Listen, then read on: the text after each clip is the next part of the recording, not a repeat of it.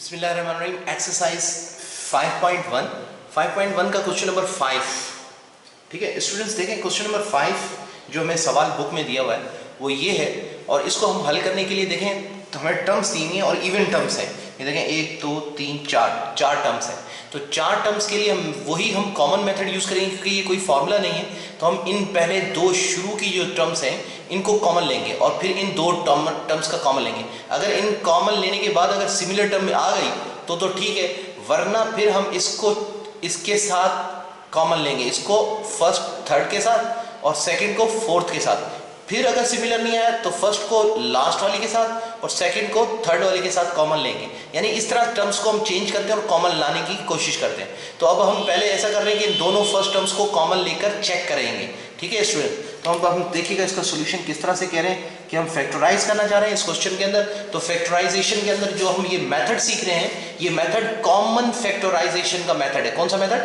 Common लेकर factorise करना सीख रहे हैं। तो हम कॉमन लेकर फैक्टराइज करेंगे और इसके अंदर देखें दोनों टर्म्स के अंदर ए भी कॉमन है, बी भी कॉमन है, सी भी कॉमन है। दोनों टर्म्स के अंदर, इन दोनों टर्म्स के अंदर ए बी सी कॉमन है। तो इनके अंदर जो छोटी वैल्यू होगी वो कॉमन लेंगे। जैसे a पावर 3 है, a पावर 2 है तो a पावर 2 को कॉमन ले लेंगे। हम यहाँ a पावर 2 कॉमन ले लेंगे। b स्क्वायर है, b क्यूब है तो b स्क्वायर को कॉमन ले लेंगे। c है, यहाँ भी c है, सेम है तो c कॉमन ले लेंगे।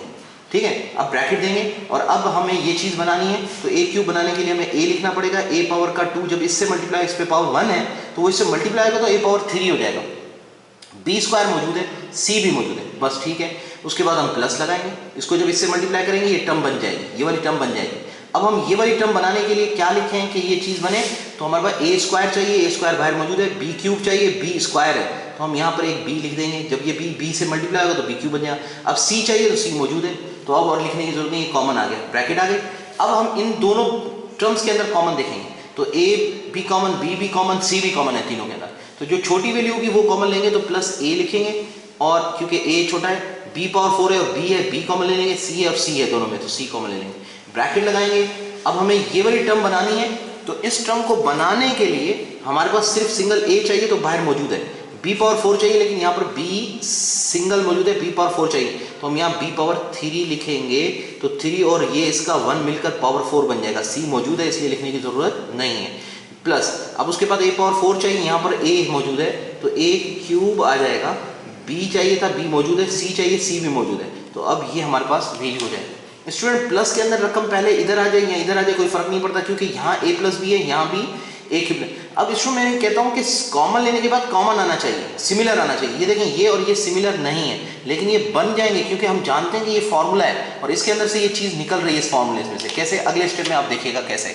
नेक्स्ट स्टेप जो हम इसका कर रहे हैं स्टूडेंट्स देखिएगा, इजिकल्स टू ये जो रकम है ये वैसी की वैसी लिखेंगे, a square b square c, और ये a प्लस b हम वैसे का वैसा ही लिखेंगे और फिर उसके बाद प्लस का a b c लिखेंगे। और ये जो है फॉर्मूला है, कौन सा फॉर्मूला है? a cube plus b cube. तो इसका जवाब आएगा a plus B into A square minus का ए बी प्लस का b स्क्वायर। याद है ना, ये फॉर्मूला है। तो अलजेब्रिक का ये फॉर्मूला हमने लिख लिया, इसकी जगह पर a cube plus b cube की जगह पर ये पूरा फॉर्मूला आ गया।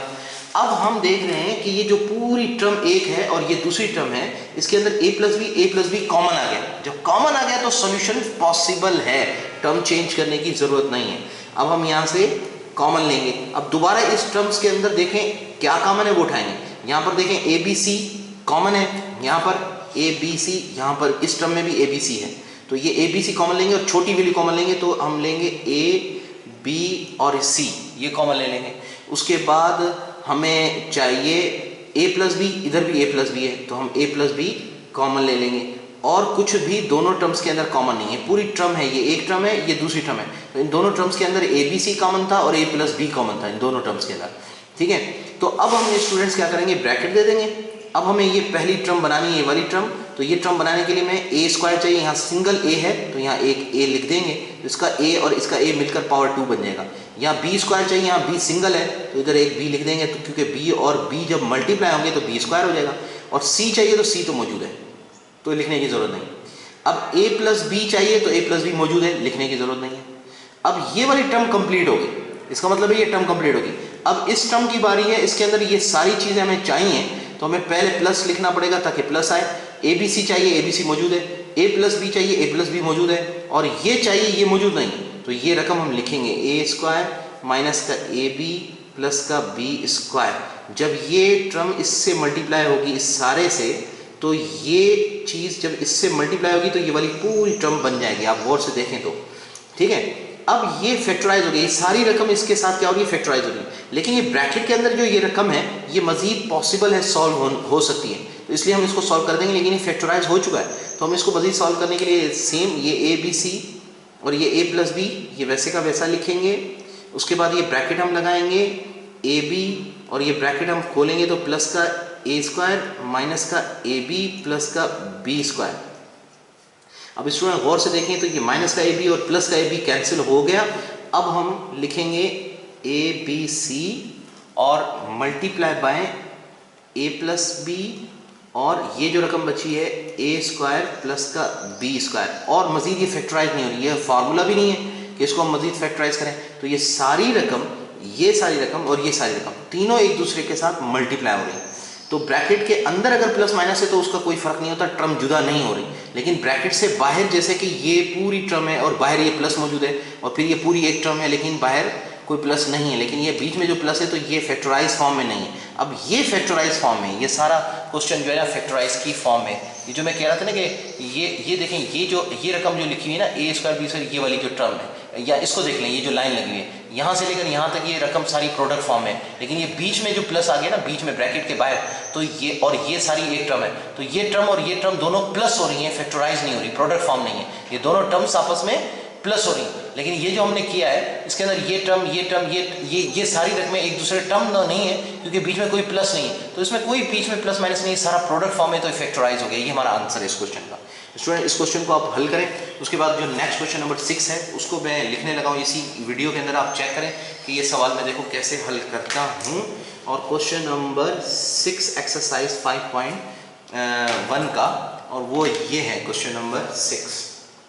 ये क्वेश्चन नंबर 6, क्वेश्चन नंबर 6 के अंदर अगर आप देखेंगे गौर से तो क्वेश्चन नंबर 6 के अंदर हमें सवाल मिला है ए एल, ये एल लिखा है, ठीक है, और उसके बाद है पी क्यू ब्रैकेट के अंदर plus Q R bracket close plus B M, फिर P Q plus Q R bracket close plus C N, ये सी है, और उसके बाद bracket start P Q plus Q R plus Q R. ये हमारे पास क्वेश्चन ब्रैकेट क्लोज, ठीक है स्टूडेंट, ब्रैकेट क्लोज है यहाँ पर, ब्रैकेट क्लोज। तो स्टूडेंट्स अगर आप गौर से देखें तो यहाँ पर भी हमें टर्म्स मिली हैं, 1 2 3 टर्म्स हैं। गौर से देखें, टर्म्स को पहचानना सीखें। ये हमारी एक टर्म है, ये दूसरी टर्म है, प्लस से टर्म जुदा होती है, और ये तीसरी टर्म है। इन तीनों टर्म्स के अंदर ये ब्रैकेट के अंदर है, ये वैल्यू सारी कॉमन है। जैसे हम फैक्टराइज करते हैं तो हमें ब्रैकेट के अंदर अगर कॉमन मिलता है तो उसको एक घर दे देते हैं, एक ब्रैकेट दे देते हैं, और जो ये ब्रैकेट से बाहर यानी घर से बाहर है इनको एक ब्रैकेट दे देते हैं, इनको एक घर में कर देते हैं, एक ब्रैकेट में कर देते हैं। तो घर से मुराद मतलब ब्रैकेट। तो अब ये देखिएगा सोल्यूशन कैसे करेंगे, क्योंकि ये भी और ये भी और ये भी अगर कॉमन है तो ब्रैकेट के बाहर वाली वैल्यूज को हम एक ब्रैकेट में लिख सकते हैं। ये मैथमेटिक्स का असूल है। जो पिछले क्वेश्चन में भी ब्रैकेट में अगर कॉमन था तो बाहर वालों को ब्रैकेट एक मिल सकती है। तो बाहर वाली रकमें जो है इनको हम एक ब्रैकेट देंगे ए एल, और दूसरी जो वैल्यू है हमारी ये बी एम, ये भी हम ले आएंगे ब्रैकेट के अंदर बी एम, और ये जो तीसरी वैल्यू है प्लस का सी एल, इसको भी हम ब्रैकेट में लिख लेंगे। इन तीनों बाहर वाली वैल्यूज को हम एक ब्रैकेट दे देंगे, और ये जो ब्रैकेट के अंदर 3 रकमें इनको एक ही ब्रैकेट मिलेगी, यानी कि पी क्यू प्लस का क्यू आर, ये फैक्टराइज हो गया। तो फैक्टराइज करने का ये तरीका होता है कि ब्रैकेट में अगर एक जैसा आ रहा है सब टर्म्स के अंदर, तो बाहर वालों को एक ब्रैकेट देकर ये फैक्टराइज प्रोडक्ट फॉर्म में लिख सकते हैं हम। अच्छा, अब हम ये कहते हैं कि प्राइम फैक्टराइजेशन होनी चाहिए। तो स्टूडेंट्स एक बात बताऊं कि प्रोडक्ट फॉर्म के अंदर अगर कोई रकम, देखें स्टूडेंट्स यहाँ पर ये देखिएगा कम्यूटेटिव प्रॉपर्टी होती है। कम्यूटेटिव प्रॉपर्टी का मतलब है कि अगर कोई रकम ऐसे लिखी हुई है और उसको हम ऐसे कर दें तो कोई फर्क ना पड़े तो उसको कम्यूटेटिव प्रॉपर्टी कहते हैं। मसलन कहने से मुराद है कि मैं लिखूं 3 + 2 और फिर मैं इसको उल्टा कर दूं 2 + 3, तो दोनों का जवाब सेम ही आएगा 5 5। तो इसका मतलब इसके अंदर कम्यूटेटिव प्रॉपर्टी है। किसके अंदर? प्लस के अंदर। तो मल्टीप्लाई में भी कम्यूटेटिव प्रॉपर्टी होती है। 3 × 4 करें या 4 × 3 करें, एक ही बात है। तो ये जो रकम है इसके साथ मल्टीप्लाई हो रही है, इसको इधर लिखें इसको उधर लिखें कोई फर्क नहीं पड़ेगा।